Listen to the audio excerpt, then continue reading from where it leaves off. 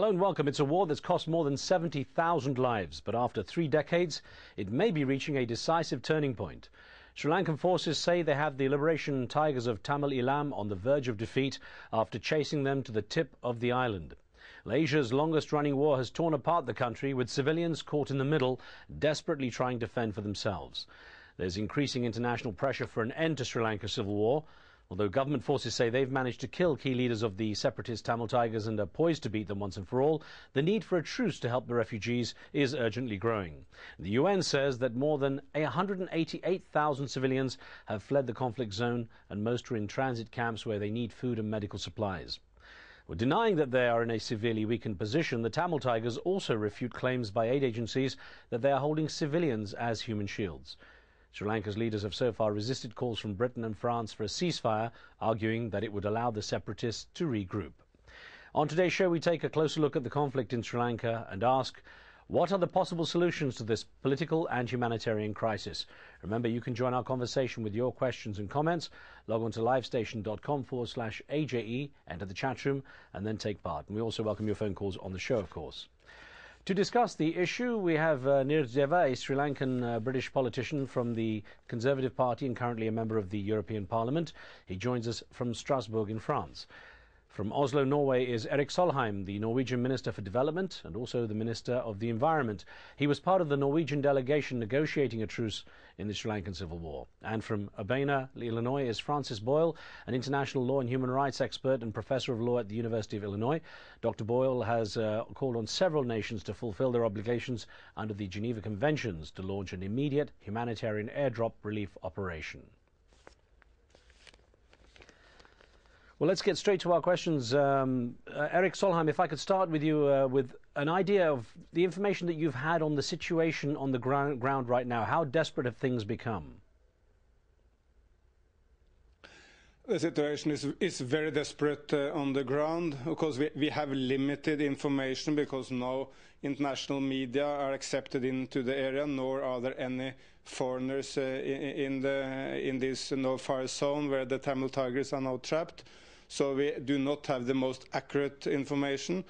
But whatever we do have is that the situation is extremely serious. There is malnutrition, particularly among children and elderly people.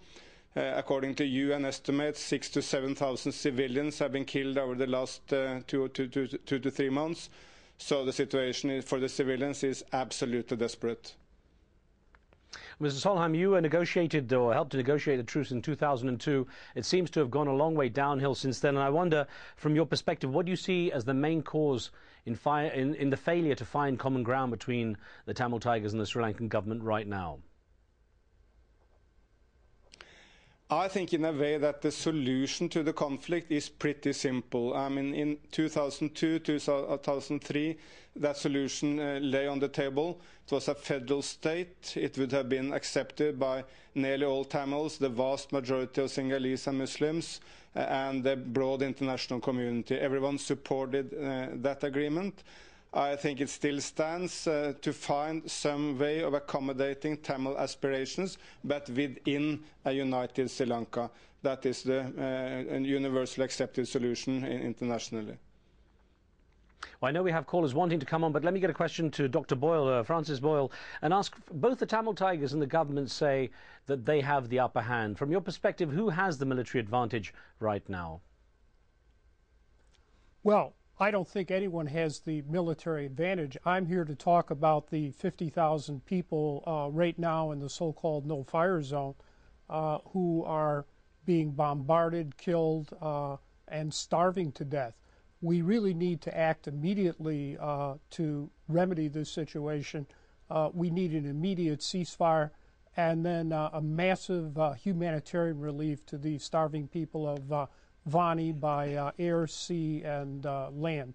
I think it's petty and insulting at this point, with all due respect to you, to be talking about anyone with a military upper hand when so many lives are at risk, as Minister Solheim has correctly pointed out.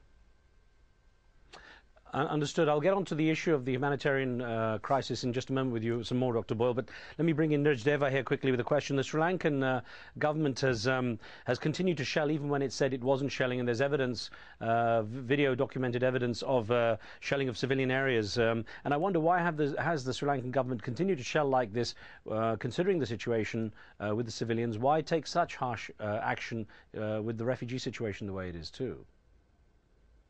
Riz, in your introductory remarks, you mentioned that about 188,000 people have come out of that zone. This is probably the biggest hostage rescue in human history. I think we need to give some credit to that these people have been allowed to come out, they have been put into camps, and they are being fed and looked after. There are several thousand people we know still trapped inside because they are being used as a human shield. Now, if the LTTE were really serious about the Tamil people, they would stop using the Tamil people in that area as a human shield and allow them to come out and be courageous enough to fight man for man. But they're not doing that. They're hiding behind old ladies and old men, and apparently using child soldiers too. Well, let's get a couple of questions in because the callers are lining up. Satya's in London with a question. Satya, thanks for your patience. What would you like to ask? Yeah, I would like to ask three questions to Mr. Eric Solheim. Is it possible? Please, go ahead, very quickly. Yeah. The first thing is that you all know in the worldwide, every students are going on hunger strike. Most of the students are going on hunger strike. So why the international community is not, make any decision to, support the, Tamils and everyone know, the Tamils need a free homeland, and that's what the Tamil Tigers are fighting. What do you think about that? And the next question is, as you know about Tamil Tigers very much. I mean, you were like a peace mediator. Satya, to Sri Lanka. Let's have the questions though. It's important because we need to move on as well. Yeah. What do you think about LTTE? Are they good or bad? Okay. Okay, so Eric Solheim, two questions there to tackle. First, why is there, in Satya's perspective, a lack of sympathy for the Tamil Tigers' cause for a homeland? And then, how do you regard the Tamil Tigers when it comes to judging them? Do you feel they're a force for good or a force for bad? There is broad international support for Tamil self-rule within a united Sri Lanka. Some sort of Tamil self-government in the northeast, for instance, a federal system within the united Sri Lanka is broadly supported by the international community. There is hardly any support for a Tamil separate state, simply because there is no, globally, there is no appetite for more separate states.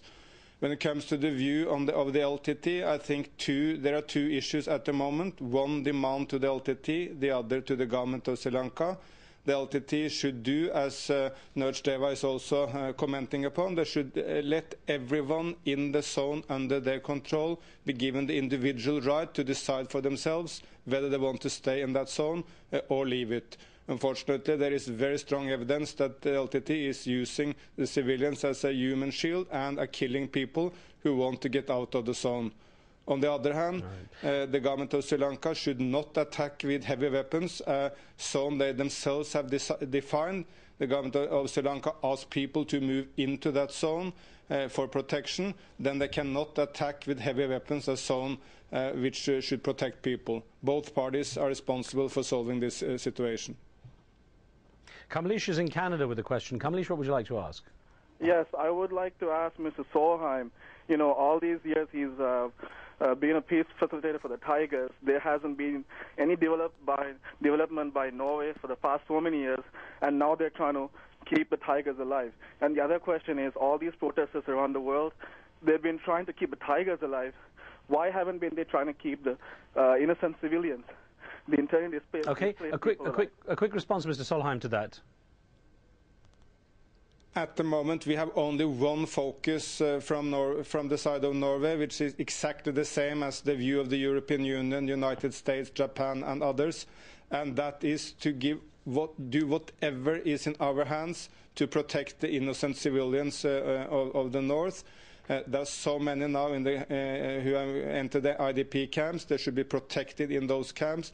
No one should be killed, disappearing or tortured. And those who remain in the LTTE zone should be allowed to leave the zone if they so wish. And we strongly ask both parties to live up to their humanitarian, to what are demanded of them from a humanitarian point of view. Now, I know I want to get our perspective from our other panelists in just a moment, but we have to take a short break. I'll get to those in just a second when our discussion continues. Don't forget, you can join the chat room. Livestation.com is where you log on, and the conversation is taking place in there right now. Join in with your questions and comments. We'll be right back.